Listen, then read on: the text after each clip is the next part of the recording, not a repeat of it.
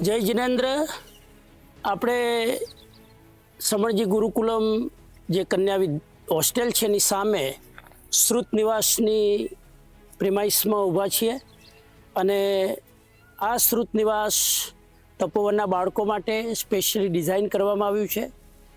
તો એ શ્રુત નિવાસમાં જે આપણા દાતાઓ છે અને 2 ફેબ્રુઆરી 2026માં એનું ઓપનિંગ થયેલું છે.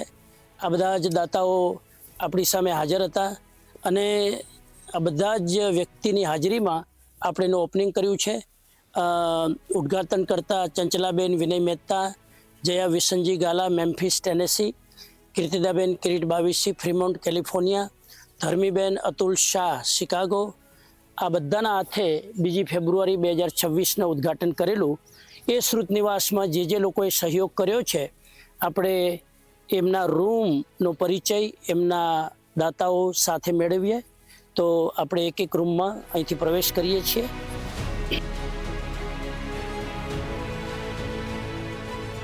તો અહીંથી નીચેના ફર્સ્ટ ફ્લોરમાં આપણે જઈ રહ્યા છીએ. ત્યાં 3 રૂમ છે. એ અલગ અલગ 3 દાતાઓ દ્વારા ડોનેટ કરવામાં આવેલ છે. આ રૂમમાં તપોવનના બાળકો, જે તપોવન એટલે વોકેશનલ ટ્રેનિંગ સ્કૂલ, તપોવન વિશ્વવિદ્યાલય, એના બાળકો અહીંયા રહેશે. તો આપણે અહીંયા પ્રવેશ કર્યો છે ને, આ પહેલો રૂમ છે તપોવનના બાળકો માટે. આ રૂમનું નામ છે ગૌતમ સ્વામી કક્ષ અને ડોનેટ કરેલો છે લેટ શ્રી લાલચંદજી અગ્રવાલ જયપુર વાલે, son of late Shri Ramniwasji Arun Agrawal, Kofu જાપાનના દાતાશ્રીના સહયોગથી આ રૂમ ડોનેટ કરેલો છે. બીજો રૂમ એની બાજુમાં છે આચાર્ય ભદ્રબાહુ કક્ષ અને આ રૂમ દુલારીબેન પરાગભાઈ દોશી શિકાગોના યુએસએથી એમના દ્વારા ડોનેટ કરવામાં આવેલ છે. તો તપોવનના બાળકો આ રૂમમાં રહેશે. હું આ પ્રસંગે દુલારીબેન પરાગભાઈ દોશીનો પુરુષાર્થ સંસ્થા વતી, તપોવન વતી અને પીસ ઓફ માઇન્ડ ફાઉન્ડેશન વતી એનો દિલથી આભાર વ્યક્ત કરું છું. ત્યારબાદ આ ત્રીજો રૂમ છે હરિભદ્ર સુરી કક્ષ અને એ ડોનેટ કરેલો છે લક્ષ્મીબેન નાનચંદ શાહ, કેર ઓફ ઉર્મીબેન હરીશભાઈ વિસારિયા, કોલકાતા અને મેમ્ફિસ યુએસએ. એમના દ્વારા રૂમ ડોનેટ કરવામાં આવેલો છે. તો એમનો પણ તપોવન પુરુષાર્થ સ્કૂલ અને પીસ ઓફ માઇન્ડ વતી આપણે આભાર વ્યક્ત કરીએ છીએ. આમાં તપોવનના બાળકો નિવાસ કરશે. તો આ 3 રૂમ નીચેના છે. હવે આપણે ઉપર જઈએ છીએ. ઉપર પણ આવી જ રીતે 3 રૂમ છે. અહીંથી આપણે ઉપર જઈ રહ્યા છીએ. ઉપર જવાનો આ રસ્તો છે. સામે જ સમણજી ગુરુકુલમ જે કન્યાઓ માટે બનાવેલું છે. 200 દીકરીઓ ત્યાં અત્યારે રહી છે. તો એ પુરુષાર્થની દીકરીઓની હોસ્ટેલ છે સમણજી ગુરુકુલમ, અને આ તપોવનના બાળકોની હોસ્ટેલ છે, એમ સમજી લો. હવે આપણે ઉપરના ભાગ ઉપર આવ્યા છીએ. શ્રુત નિવાસના ઉપર 3 રૂમ છે. એનું આપણે નિરીક્ષણ કરવા જઈ રહ્યા છીએ. અને એની બાજુમાં જ અહીંયા એક સુંદર માહોલ છે. અહીંયા ટોયલેટ બાથરૂમ છે અને અહીંયા ધ્યાનની કુટીર બનાવવામાં આવેલી છે. આ બાજુ બાળકો રહેશે અને આ ધ્યાન કુટીરમાં અલગ અલગ એક્ટિવિટી કરશે, સાધના કરશે, પ્રાર્થના કરશે. તો આ શ્રુત નિવાસનો ઉપરનો ભાગ છે.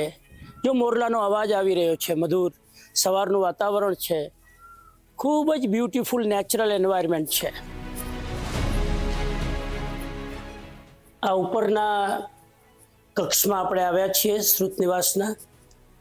આ અન્નપૂર્ણા કક્ષ છે. ચંચલાબેન વિનયભાઈ મહેતા એન્ડ ફેમિલી મેમ્ફિસ દ્વારા ડોનેટ કરેલો છે. અને આમાં કોફી, ચાય કે ગરમ પાણી કંઈ કરવું હોય એના માટેની આખી વ્યવસ્થા અહીંયા છે. એની બાજુમાં જ આ રૂમ છે સમણ શ્રુત પ્રજ્ઞ કક્ષ. લેટ હંસાબેન કે કામાની ની સ્મૃતિમાં આરતીબેન પરેશભાઈ કામાની સિંગાપુર તરફથી આ રૂમ ડોનેટ કરવામાં આવેલો છે. ત્યારબાદ આ હેમચંદ્રાચાર્ય કક્ષ છે. આ લીનાબેન કમલેશભાઈ પારેખ, મેમ્ફિસ ટેનેસી, અમેરિકા, એમના દ્વારા ડોનેટ કરવામાં આવેલો છે. ત્યારબાદ આ ત્રીજો રૂમ આચાર્ય મહાપ્રજ્ઞ કક્ષ Rameshchandra Lalji Savla, care of Jayaben Visanji Gala, Memphis USA તરફથી આ રૂમ ડોનેટ કરવામાં આવેલો છે. આવી રીતે 3 રૂમ નીચે, 3 રૂમ ઉપર આવી રીતે દાતાઓના સહયોગથી આ શ્રુત નિવાસનું નિર્માણ કરવામાં આવ્યું છે. આ 6 રૂમમાં તપોવનના બાળકો, દીકરાઓ અને દીકરીઓ એ અહીંયા નિવાસ કરશે. આ એમના માટેની એક હોસ્ટેલ છે એવું કહી શકાય.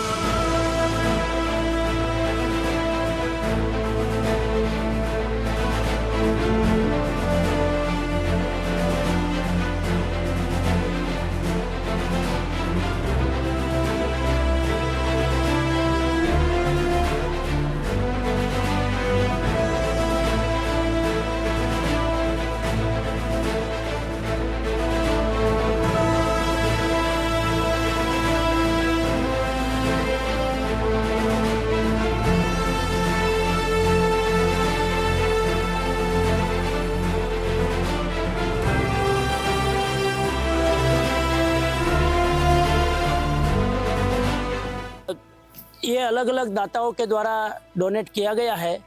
2 फरवरी 2026 अभी कुछ महीनों के पहले इसका ओपनिंग हुआ है, लॉन्च हुआ है. तो इस अवसर पर मैं सारे सहयोगी दाताओं का हृदय से आभार व्यक्त करता हूँ. पुरुषार्थ की ओर से, तपोवन की ओर से एवं peace of mind foundation Rajkot की ओर से कि उनके सहयोग के बिना ये तपोवन के बच्चों के लिए हॉस्टल का निर्माण संभव नहीं था. उन सब का मैं तहे दिल से आभार व्यक्त करता हूँ.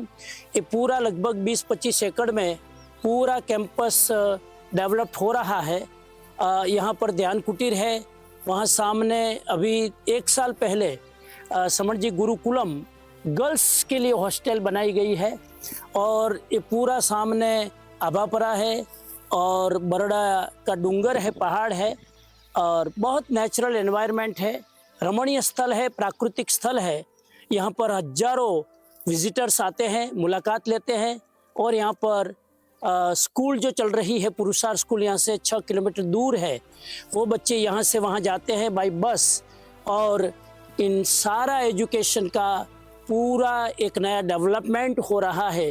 भीमसी भाई करमूर जो उनके नियामक है, उनके गाइडेंस से और हमारी प्रेरणा से और दाताओं के सहयोग से ये सब गतिविधियां आगे बढ़ रही है. निर्माण भी हो रहा है और 1000 बच्चे पूरे कैंपस में पढ़ रहे हैं. Thank you. जय जिनेंद्र, जय श्री कृष्ण.